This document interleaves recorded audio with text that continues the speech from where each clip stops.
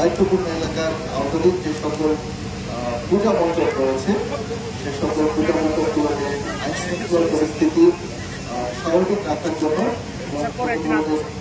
ভাইটালচন যাতে না ঘটে বা কোনো স্বার্থান্বেষী মহল যাতে কোনো ধরনের সমস্যা সৃষ্টি করতে না পারে, পূজা মণ্ডপে যাতে পূজা অর্চনা সুন্দরভাবে এবং সুস্থভাবে পরিচালনা করতে পারে সেই মর্মে আমরা আমাদের পেট্রোলিং কার্যক্রম চলমান রেখেছি।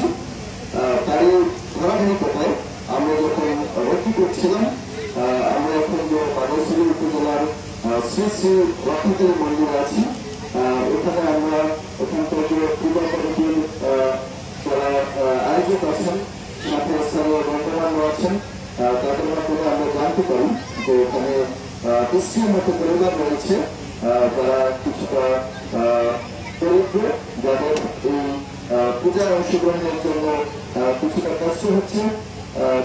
সেটা শোনার পরে আমরা চেষ্টা করেছি তো আমাদের মানুষ সরকার সাধারণ উপযোগীর পক্ষ থেকে তাদের পাশে দাঁড়ানো।